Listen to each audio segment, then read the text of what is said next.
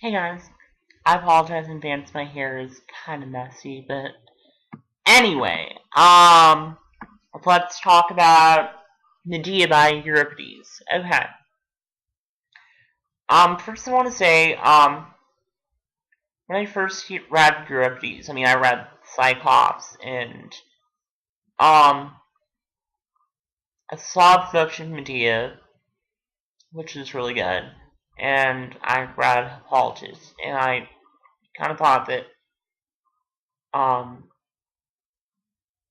Medea is not Medea, Euripides is my favorite Greek playwright. Um, but having done a close reading of um,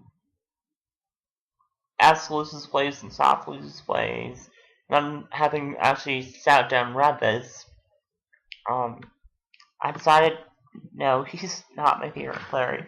Although, I like him as a person better than the other playwrights. But moving on, he was born 484 BC, around the time of the Persian invasion. Um, and he died around 406 BC, around the same time as Sophocles. That came at the time when Athens had surrendered to Sparta. So his life was right in between two wars. Um, so he pretty much um, he's definitely influenced by Aeschylus and Sophocles, but he kind of did his own thing. He's known for his simplistic dialogue, um, which is close to human speech. Um, and I guess sort of melodramatic, I'd say. Um, although, um, Aristotle did say he was the most tragic of the playwrights.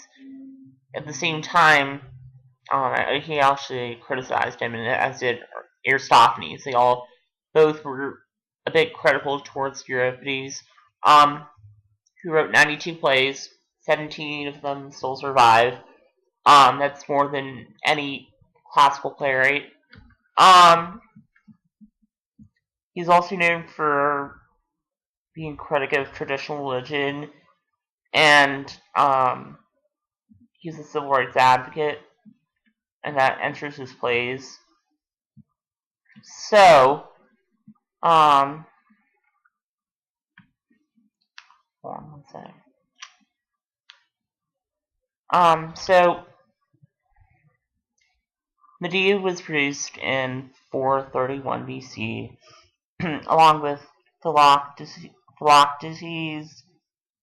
Dictys, Thuristai, the satyr play, and he got him in last place, wouldn't you know, on the city Dionysian. Well, because Euripides actually won 7 competitions. He wasn't as successful as Aeschylus and Sophocles. Although Medea is a fairly good play.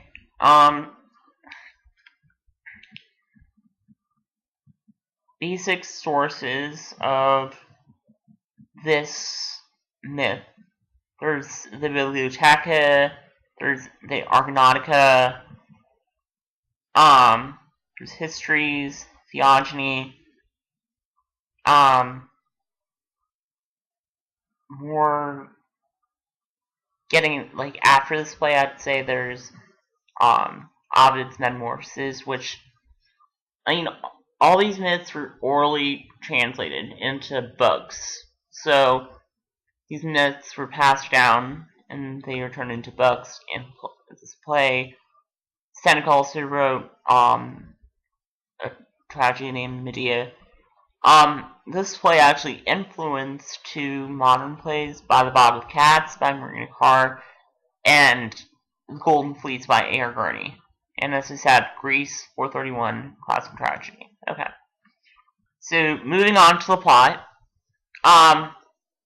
The nurse tells of how Jason and Medea fell in love, but then Jason betrayed her for the daughter of Creon, who he plans to leave Medea for, along with the children. So the nurse discusses Medea's condition and her emotional state.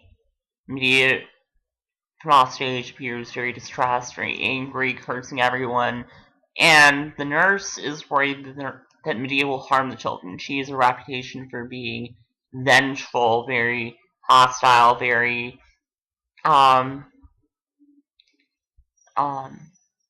violent, I'd say. So the Corinthian women are telling Medea not to kill herself, and she comes out, and she contains her grief. She's lamenting the state of just how women exist, and shouts out her feelings towards Jason. Creon, whose daughter is going to marry Jason, comes in, and he's ready to banish her because they're worried that Medea is going to do something. And he thinks if he says anything that Medea will seek revenge immediately. Instead, she asks Creon to grant her more time more time before she goes into exile, and he grants her one more day, although he's really regretting it. He's really hesitant, I'd say. Medea then talks about killing Jason, and then Jason comes in and he rebukes Medea for expressing her murderous intentions towards the public, and to the public. And Medea believes that Jason's trying to compensate for his own wrongdoings by trying to appear justified. Later, Jason exits, and Aegeus, king of Athens, greets Medea as an old friend, and he says how he's trying to find a cure for his sterility, and Medea offers him magical drugs in exchange for sanctuary in Athens, and he grants this. Then the nurse listens to Medea talking, and she basically has decided to kill Jason's future wife, his bride, and by bearing her gifts, a beautiful dress, and a golden coronet, which will be poisoned and will kill anyone who touches them. After that, she's planning to kill her sons. This way, by killing Jason's sons and killing his future bride, this will be the most severe punishment for Jason. So, while the chorus used to be sympathetic, they are now starting to turn on Medea. She decides to go through with her plans. She decides to send for the tutor to bring the kids, and she gives them the gifts and says, "Go give it to your new stepmom." Well, she doesn't say that. I'm just paraphrasing. So the children go in, and a messenger enters and says how Creon and his daughter have been killed by touching the poison, and he's telling Medea to get out, but she decides to go and kill the children, and the passwords are open, and the dead children are seated in a chariot.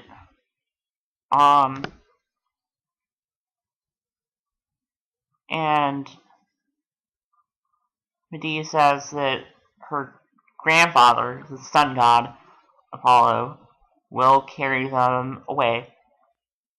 And Jason, curses himself forever, marrying Medea, and he asks Medea for one favor to the proper burial of his children.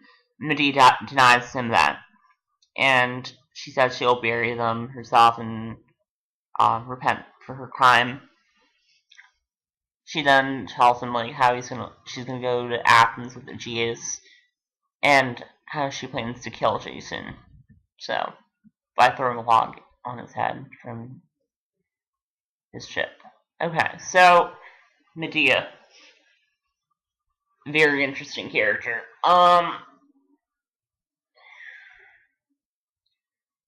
Definitely bold, very cunning, very clever.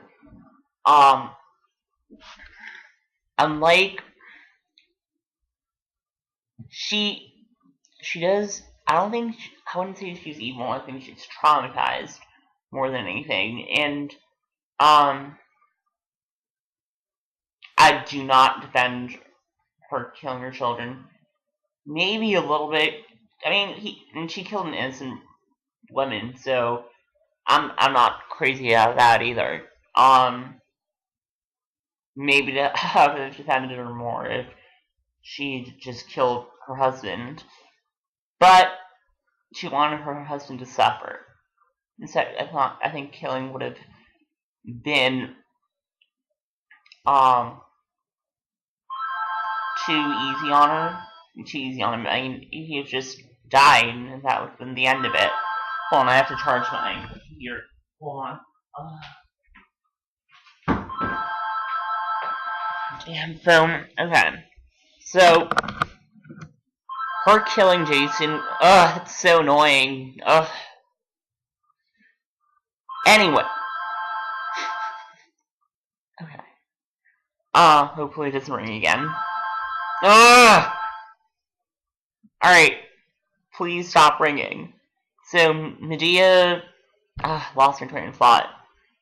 Medea thinks it's just too easy on Jason for him to die. He deserves to suffer. And why she suffer? Well, he's hurt her deeply. He's broken her heart. He's really betrayed her. And she has to find the ultimate way to punish him. I think in this day and age, it wouldn't have been a really good feminist thing, because it would have been a bad example for women, but for a woman to do something so powerful and not get punished for it, like, she seems all powerful, and therefore I think we can agree she's a great feminist character, and I'll be talking about that more. Jason, he's a douchebag, but yeah, but I don't think he's like Agamemnon, who's just all douche. I think he cares about his children, even though he's sending them into exile. He wants them to be with his mother. I guess. I don't know. I don't think Jason. I'm just saying he's not all bad. There is some heart to him. He's a jerk, but he has some humane qualities and compassion deep within his heart. Creon reoccurs from Antigone and Oedipus Rex. What do I say about Creon? Creon is not a major character in this play. First of all, he appears to Medea and banishes her, and exercises his powers as the king. And he's like mixing in politics with personal, because Medea's not really done anything, not yet. She will, but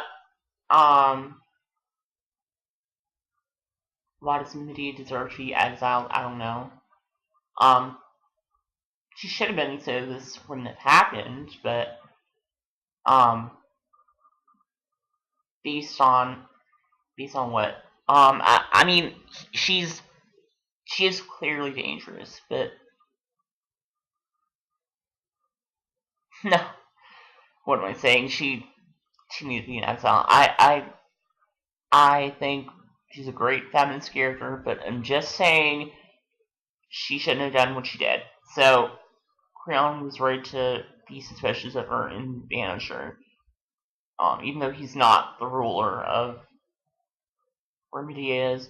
Um, so his daughter is marrying Jason, and then when she dies, he touches her, and he dies. He kills himself.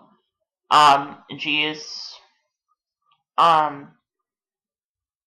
as he's a friend to Medea. Um, and the nurse and the tutor, both concerned, messenger and other concerned citizen. All these people are concerned. The chorus, again, we have women. We didn't have women in Sophocles' play. We had women in two of Aeschylus' play, and then we have women characters here. So, I think women chorus members. So, the whole thing about the chorus, this is definitely a feminist play, and the chorus represents the inner mind of Medea, I guess, and just women in general. So, how do women feel about things their husbands do, betray them, act violently towards them? They want to stand up, and yet they do think Medea is going too far. So this is the voice of women. So I do agree that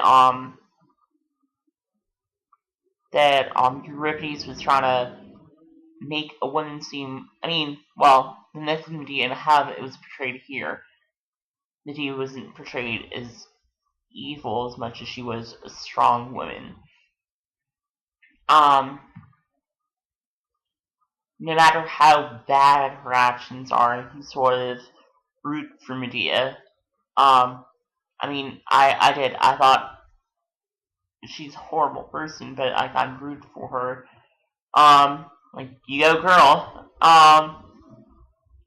But I think how myth is portrayed, I think by Euripides' account, it was more feminist than anti-feminist. Just, I don't think she appears as negative as Clytemnestra. Um, because she goes unpunished, she prevails in this play. Um, so Euripides is kind of saying Jason got what he deserved. Um, Other themes from this play: marriage, revenge. Um,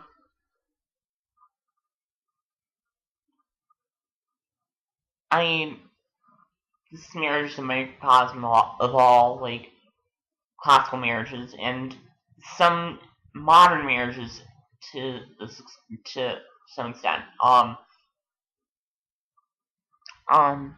Marriage is often full of betrayal and full of heartbreak, and usually it's on the man's part, not always, but I mean, this play kind of sums it up, and it's just like a woman's fantasy, like, how can I get back at the man? How can I get back? Um, and one thing about Medea, like, I forgot to mention, she is tragic. At first, I didn't really think about it, but she has to live with her own grief. While she doesn't show, she is bemoaning the death of killing her kids.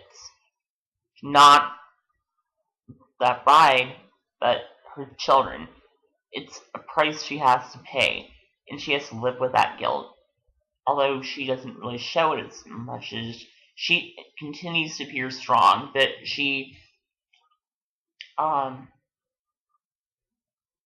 she just had to live with the guilt and pain of losing her children.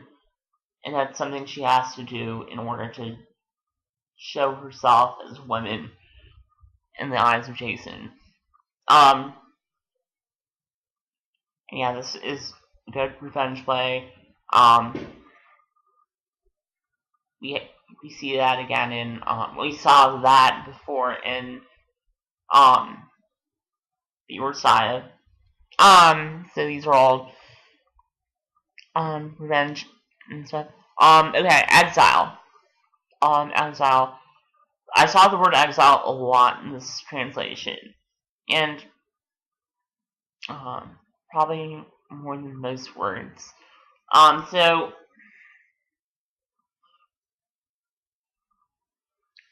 something's. Hold on one sec. I think my dog threw up. Hold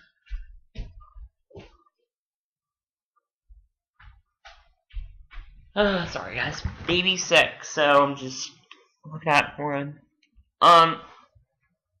Yeah. Didn't mean to curse you guys out. So,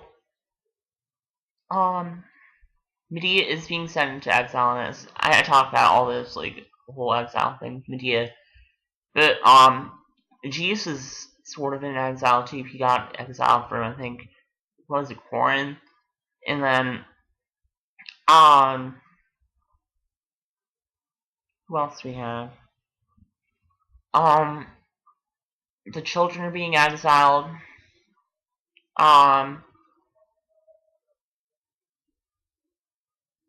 Jason's bride is being sent into an exile on, I guess, life.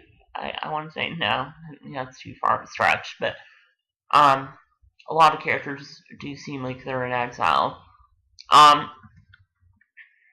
So criticism of play, great feminist play, does spark controversy and is intense, and a good example of revenge strategy. Negatives, the whole sparking controversy part, kind of, I don't know, killing your kids. Like, some people might be uncomfortable by that. Like all Greek plays, it's a bit predictable. The minor characters are less developed. The word play is kind of distracting. Yeah, the word can't talk. Wordplay is distracting. This translation was sort of weak. I forgot who wrote it. The book's not beside me right now. And,